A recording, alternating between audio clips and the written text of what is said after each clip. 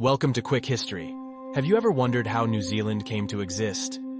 In this video, we'll take a look at the complex and fascinating history of this island nation. It all started in 1642. Dutch explorer Abel Tasman became the first European to reach New Zealand. However, his encounters with the Maori were fraught with misunderstanding and violence, and he left the country without establishing any lasting relationships. It wasn't until the late 18th century that European explorers and traders began to visit New Zealand more frequently. Among these were Captain James Cook, who made 3 voyages to New Zealand between 1769 and 1777. Cook's expeditions included detailed mapping of the country's coastline and interactions with the Maori people. However, like Tasman before him, Cook's interactions with the Maori were often tense, and he was killed during a dispute with Maori in Hawaii in 1779.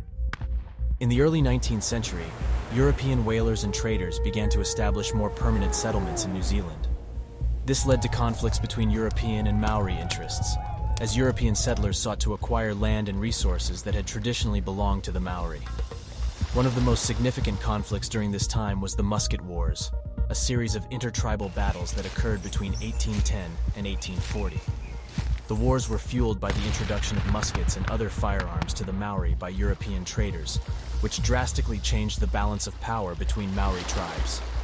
This led to increased competition and conflict over resources and territory. The Musket Wars resulted in the deaths of thousands of Maori and the displacement of many others from their traditional lands.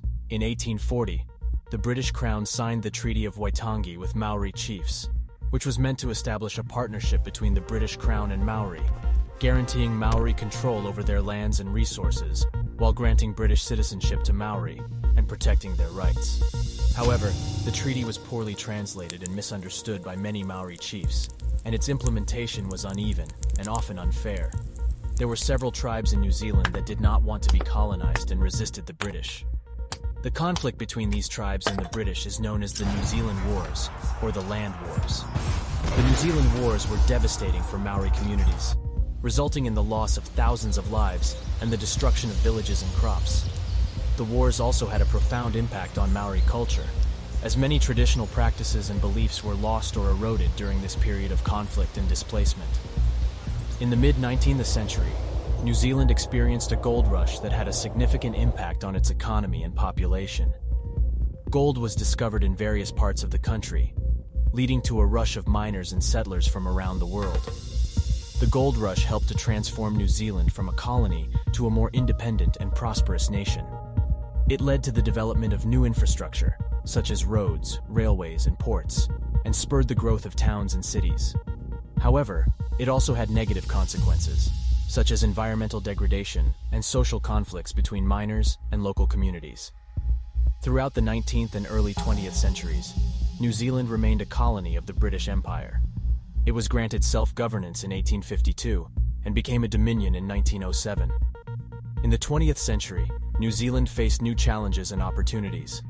The country was a loyal ally of the British Empire in both World War I and World War II, and many New Zealanders served with distinction in these conflicts. Despite having a relatively small population, New Zealand made significant contributions to both World War I and World War II. To aid in these efforts, the New Zealand Expeditionary Force, NZF, was created, which allowed the country to send troops overseas to assist in the war efforts. The creation of the NZF was a point of pride for New Zealand, as it demonstrated their commitment to fight against oppression.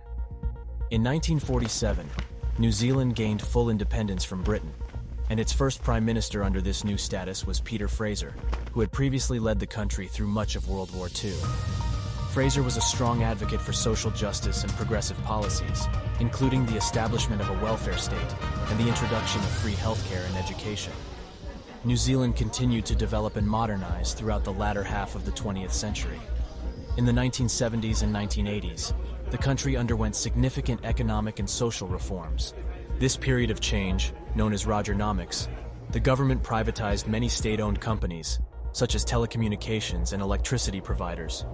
New Zealand exists today because of a complex and rich history that includes the arrival of the first settlers, European colonization, and modern development. The country's unique blend of cultures and traditions has resulted in a diverse and multicultural society, a thriving democracy, and a strong sense of national identity and pride. Thanks for watching this video. If you enjoyed this video, please consider subscribing to our channel for more content like this in the future.